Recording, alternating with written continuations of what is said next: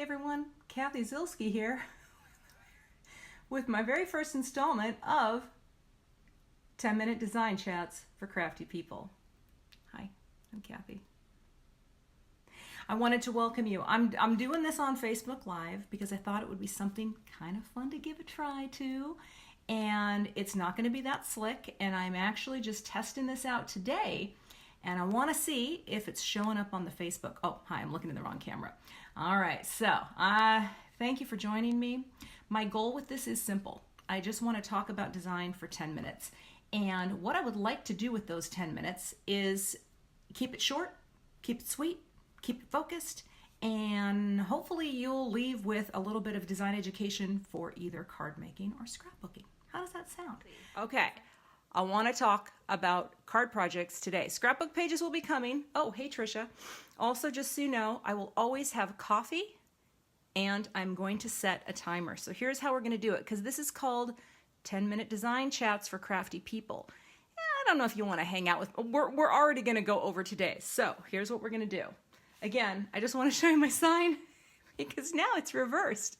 See that? Learned that from Tim Holtz. He's a genius. Okay. First, coffee. Fantastic. And if you do have a comment and you leave it and I don't see it, you know what? I'm going to come back and I'm going to read the comments.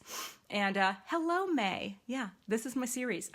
My friend and coworker at Scrapbook and Cards Today magazine, by the way, you can read that magazine online for free. Check it out, scrapbookandcards.com. She said, Cathy, you just got to give it a try. You just got to do it. Be yourself. Be like you are on Instagram. Hey, Carla. And so I thought, okay, I'm going to be like I am on Instagram, but the only thing I'm not that's going to be a little bit different is I'm going to set a timer, okay? When the timer goes off, Cathy signs off, and then she talks about herself in the third person. So let's go in. Let's get in. How do we get in here? We're going to go to the stopwatch. No, the timer. Oh, nope. Let's go all the way. Okay, 10 minutes, right? And actually, how does the video feed look out there? Is it pretty good? Because it looks pretty good on my end. I'm actually surprised. All right. Hello, Barbara in Missouri. And I'm going to hit start, and we're going to go. Let's talk design. One of the things I've fielded comments from people is they say things like this. Cathy, your cards look really good. You haven't been doing it all that long. Why do they look better than mine? What is your secret? My secret is design. Just design. Just design principles. Here's the thing about cards that's a little different about scrapbook pages. They're smaller. I told you you're going to learn a lot. They are smaller by and large, right? But space is space. It doesn't matter if you have a full-size 12 by 12 scrapbook page. It doesn't matter if you're making a mini 6 by 6 album. It doesn't matter if you're making a standard USA2 card. And for those of you in the know, a USA2 is a standard measurement 5.5 by 4.25. Thank you. Didn't know you were going to get props, right? So the reason things can work or not work so well oftentimes depends on the design principles at work. And the one that I want to talk about today in our first 10-minute chat for, what did I call it? You know what I'm trying to say, is the concept of unity. The concept of unity. Unity is a large principle of design, and it applies to when things seem like they go together. You know that, was it Sesame Street? One of these things doesn't belong here. Can you tell? Someone please let me know, because I'm pretty sure it was Sesame Street. That is how I like to think about the principle of unity in design. When something feels unified, hey Tammy, hey Corn, things feel like they go together and there's nothing missing. There's nothing that you look at and somehow you feel weird about it and you're not sure why you feel weird. Well, that's unity. Unity is when things come together in a purposeful way. Now, I want to talk about this card because it seems really simple, right? There's not a lot going on here. But let's break it down. Let's break it down. Yes, Tina, this is the secret sauce, okay? I don't really know if it's the secret sauce, but one of the things that happens on a project like this, we're going to start on the outside and work our way in, okay? Almost every card project I do and almost every single scrapbook page I do includes something that I call common margins. Common margins are simply areas of white space that have nothing in them. They don't have to be white. They can be pattern paper. But this 1/4 inch of background paper, right? That's just the card base. That's a background that frames this whole thing with nothing in it, and this is what I call a common margin. I do this on almost every card project I make, but also on every scrapbook page. I like to have areas of white space because they provide a little bit of rest. They can provide a frame, and that's what's going on the outside. So as we come into the center of the card, everything that's going on this card particular project is all happening in the center, and everything has a direct relationship to the thing next to it. First things first, we have a little background of blended ink color in the back. Now, of course, I did plan it that way because I knew I had colors of cardstock, and these are all from Simon Says Stamp. I knew I wanted to use that cardstock because I thought it was very springy and fun. And then I picked Distress inks, little mini cubes that would match. I gathered them, blended them in the center, and then I took this die cut, and this die cut is from Waffle Flower Crafts. Fantastic little guy. And I cut out the white, cut out the colored cardstock, glued that all together. And one thing that I will do after this video goes live, anything that I talk about, I have a step-by-step video, and I will link to that. I just don't often talk about design stuff in my videos because I'm trying to keep them short and sweet. So this is all gathered in the center. This little sentiment, right, which was kind of an afterthought for this card, I cut this off of a set of pre-printed sentiments that I designed and popped it right in here, right in the center, breaking out a little bit, right? Breaking out just a tiny bit so that it added a little bit of visual interest, okay? All again in the center. Then it was time to bring in the sequins. 2 here, 2 here, 2 here. Now, it is true, oftentimes when we repeat things, if we repeat them in odd numbers, that provides almost an energy of sorts. It's a little more interesting than just having 1, 2, 3, 4. But in this case, I have 3 groupings, but they are equal numbers, and that's okay too. But each of my little sequin gatherings have a direct relationship to this central area. Boom, boom, boom. Believe it or not, it took me a while to figure out, like, what are you going to do with this? Like, where are you going to put the sequins? I had like sequins on top and moving them around.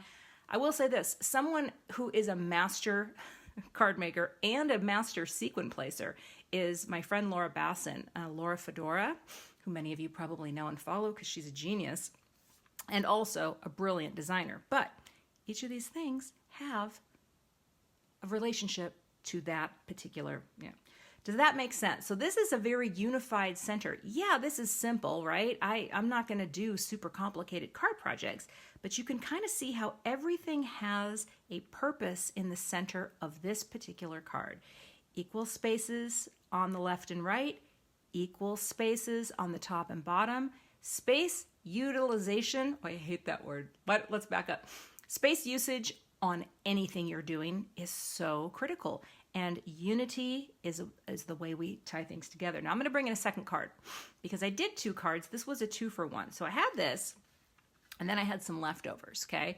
And for the leftovers, what I want to talk about is why this card works, because I actually made a big mistake on this card. Well, not a big mistake, but this yellow, green, blue, that's rainbow order, right? That is the order of the rainbow. Well, what I ended up doing was I got a little ahead of myself and I put the green down first, but I used spray adhesive and it was too much. So I couldn't pull it up, so I'm like, we're going with it. But the thing that works about this particular design is repetition. Repetition in design is such a fantastic way to take your cute stuff, right? Take your hearts, take your sequins, take your die cuts. If you've got 1, you've got 2, you've got 3, 4, just keep it going. Now, I thought this was pretty cool because what this also does is it breaks out of the 4 or the USA2 size, right? This bleeds off the edge, and all a bleed is, it just means when something extends to the edge of a page and goes off the edge. You can't see it, of course, right? But it bleeds to the edge. I thought this design was cool because it really almost like bursts out of the limited space that it has to work in. So, repetition here, we're going with, hearts, die cuts, boom, bleeding off, super simple. This too also benefits from repetition simply from cardstock background, cardstock color, and then the colors behind each element repeat behind that element. And that is, let's see what time we have left. Okay, we got 2 minutes and 21 seconds left. That is why these work. There is unity and there is repetition.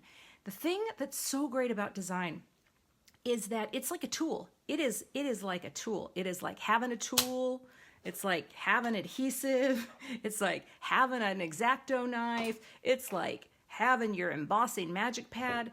Design is the secret sauce. I think that's a great term. It is the secret sauce that holds things together.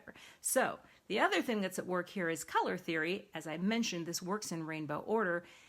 Not hard to figure that one out at all. In fact, color is one of the things that I really do struggle with when I am scrapbooking, especially, but just in design in general. I'm not as competent with color as you might think a graphic designer should be. Oh, here, let's get this centered. But I look at the rainbow, and the rainbow kind of tells me where to go, because this is kind of the cooler side, right? We have yellow, but we're going more into the GBiv to finish this card. So that's my 10-minute design chat. I want to do these because I feel like little tips that you can take away, like today's tip, make a card, right? Do something like this where everything is gathered in the center of your space. Create a margin, right? I used a die to cut this down, but you can cut this down yourself. I think this inner, let's see, what is this? It's 5 by, I'm pretty sure 3.5. No, 5 by 3 3/4. Cut a panel down, work with that space, and then do something in the center. Grab a die cut, ink blend behind it, sprinkle in some sequins. And here's the thing. If you do something like this, I would love to have you tag me on social media. Let's see. Let me think of what could it be. Let's get a pen. I'm going to write this down. Because I know Tim Holtz has awesome. How about this? Oh, look at that Manny. What? Am I right? Doing it myself. Okay. How about CZ Design Chat? Yeah, I'm guessing there's nothing out there. If you do something and you incorporate concepts of unity or repetition, tag me either on Facebook or Instagram. I would love to see what you make. Thank you so much for watching, and I will be back with another live as soon as I have a project that I think will work. Thanks, everyone, and I will check the comments for any that I missed. Thanks so much for watching today. I would love to have you become a subscriber to my YouTube channel. And if you do subscribe, be sure to hit the gray bell below the video so that you don't miss the next time I post. Here are a couple other videos that you might be interested in watching. Thanks so much and have a great day.